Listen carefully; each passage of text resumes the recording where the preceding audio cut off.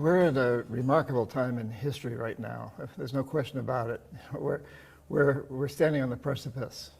And the precipice is one that's caused by people like me when I was an economist. I was chief economist, but really as an economic hitman. And my job was to convince countries with resources our corporations coveted to basically turn those resources over to us. And we did this through debt, we did this through loans, we did this through building infrastructure, we did all kinds of mechanisms. But the result is what we call a death economy, an economic system that's consuming and polluting itself into extinction. And it's built on the single goal of maximizing short-term profits for corporations and short-term maximization of consumption for the rest of us. However we see consumption, some of us consume less, but we got a right. We got a right to do whatever we want. Human supremacy. We're supreme over the planet. Well, we can get what we want. And that's led to this horrible situation, which is devastating life on this earth as we know it. But we're waking up to that fact. I travel all over the world. I'm privileged to have the opportunity to speak in venues in Asia, and Africa, Latin America, Europe, Middle East, the Americas. And everywhere I go, I find that people are waking up to the fact that we've got to change. We've got to create a life economy, an economic system that pays people to clean up pollution, pays people to regenerate destroyed environments, plant trees where trees have been cut, regenerate the rainforests, and so on and so forth.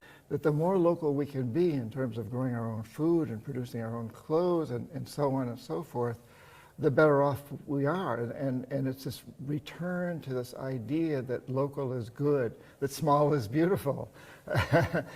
At the same time, I think it's very important for us to recognize that we are a global community. It's very important that we stay connected on a certain level, but it's also extremely important that as much as possible we're localized. This whole business of bringing us to a life economy is about encouraging local as much as possible, and at the same time recognizing that we are all part of a species that is global and that's communicating on a global level.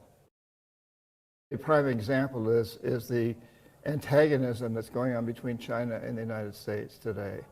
And here you've got the world's biggest economy, the United States, which has been an imperial power now for some time.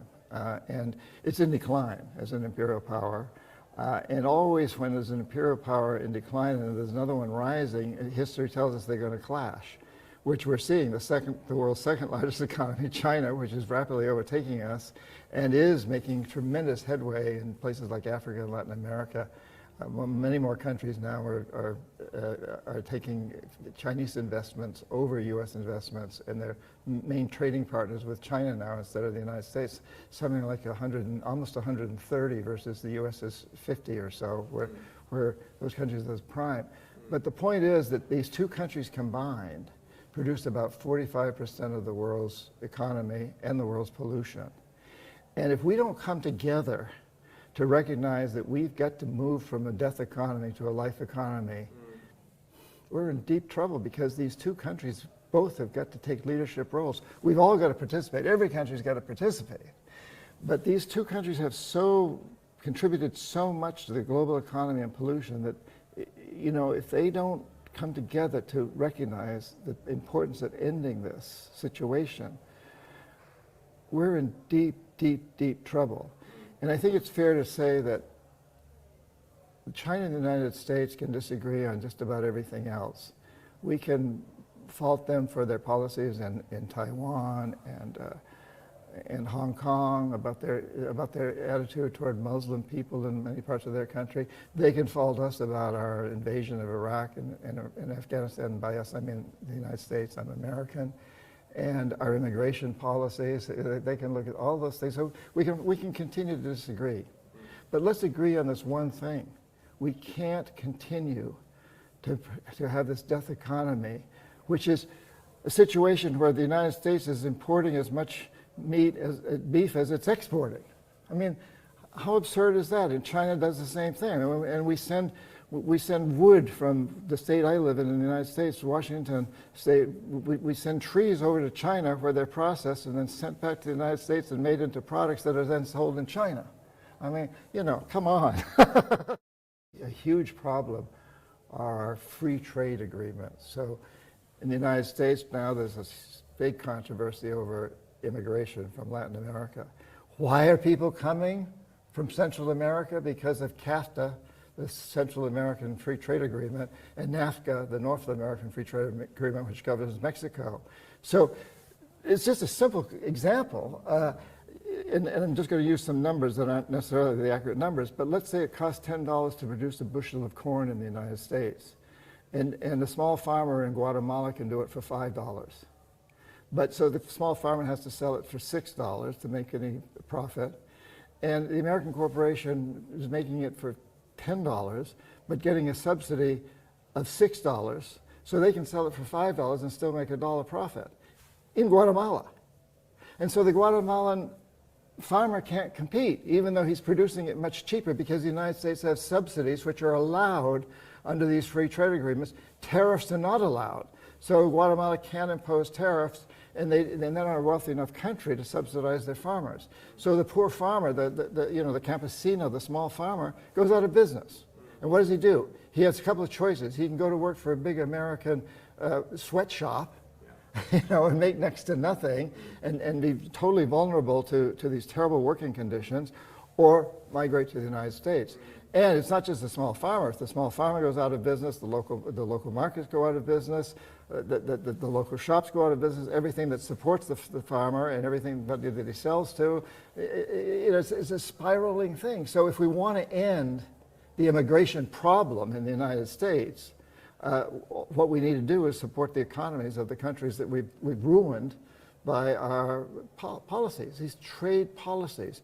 The answer here is local, local, local. Let the farmer in the United States produce produce the corn that we're going to eat here in the United States. Let the farmer in Guatemala and Central America and Mexico produce the corn that they want there.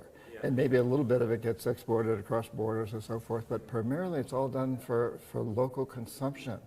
That's just so important for us to understand. But it's the laws, it's the rules that we've implemented, it's the policies that are driven by the power of the imperialistic countries.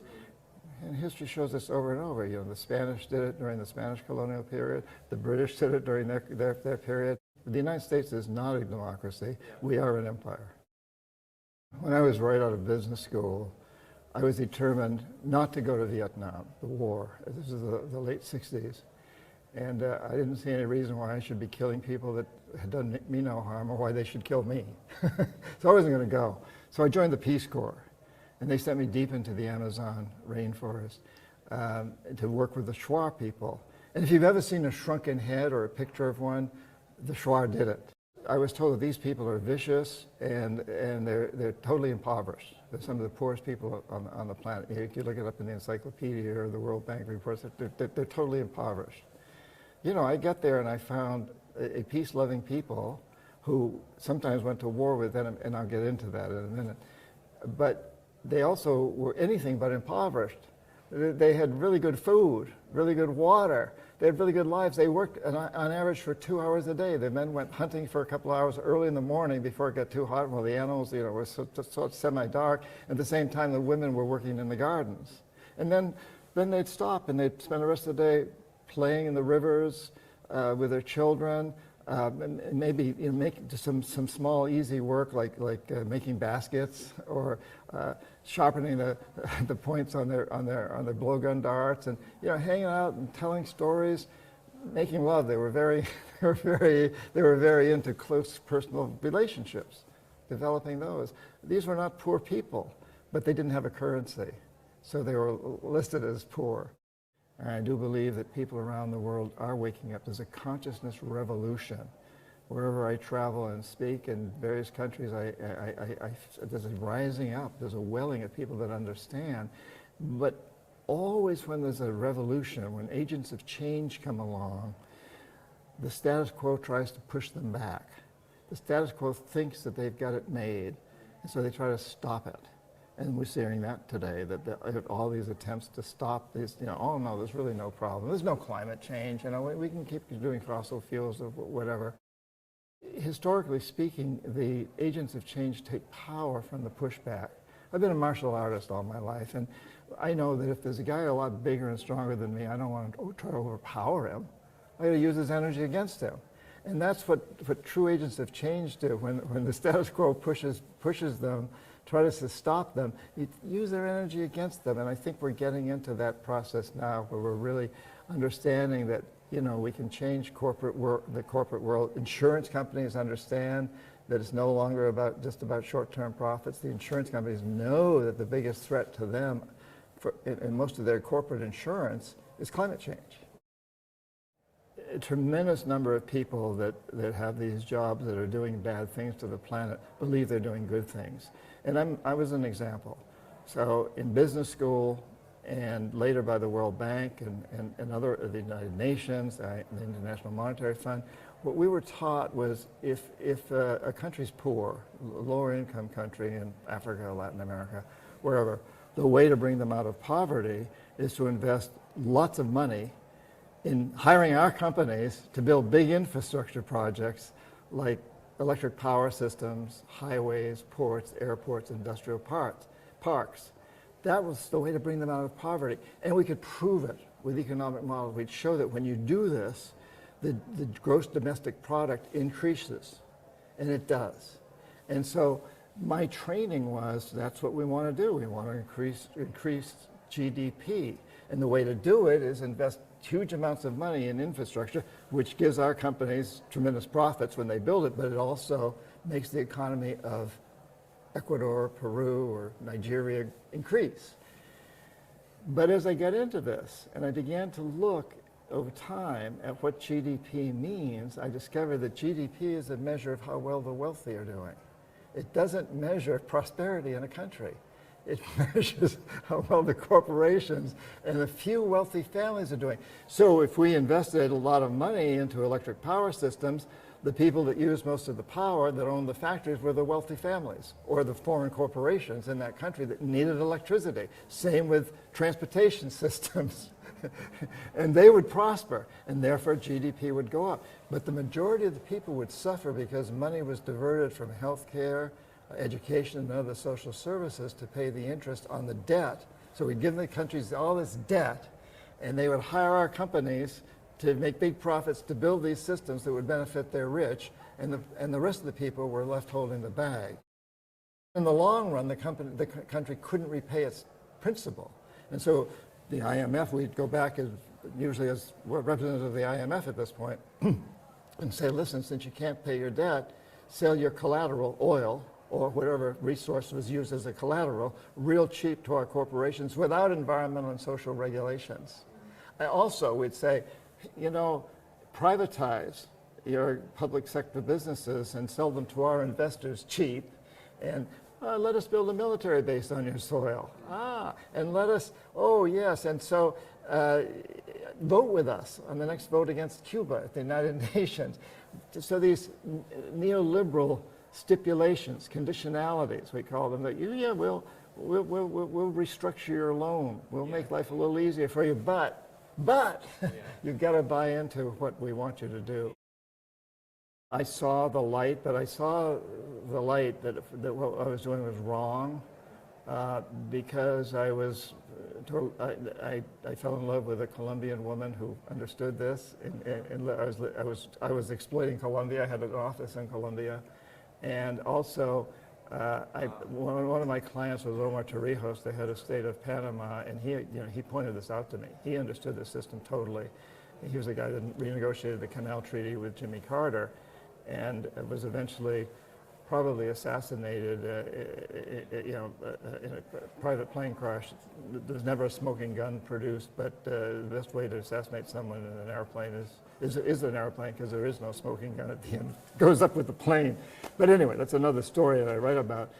But he would tell me, John, don't you understand how you've been hoodwinked, and you're hoodwinking everybody else? Once I understood what I was doing was wrong, I didn't want to understand it. I didn't want to believe it. I was making a lot of money.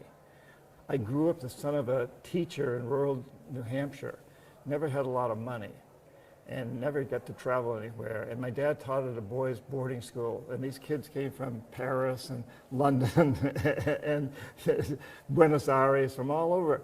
And I, just the stories they told blew my mind, and I had always wanted to travel. And now I'm traveling first class. I'm meeting with presidents of countries. I'm making good money. I'm eating in the fanciest restaurants all over the world. I don't want to admit that what I'm doing is wrong. And I think that's another side of this, is that it becomes so seemingly attractive. But then at one point, and Paola, this Colombian woman pointing out to me, she said, yeah, it seems like you're living the American dream. But she said, I happen to know that as you travel, most nights you put yourself to sleep with a lot of alcohol and Valium. And then in the morning you have to wake up with lots of coffee. You're not happy. This isn't making you happy. I thought, well, that's true. I'm miserable. I hate myself. I think what my story tells is that changing yourself and changing the world too is entirely possible. We can do this. We just have to open our minds more. And there's so many forces trying to get us not to open our minds. Pay people good salaries, make life seem really good. Talk about what's the American dream? The American dream's a lie. It's like, who needs big yachts and huge houses? They're terribly worrisome.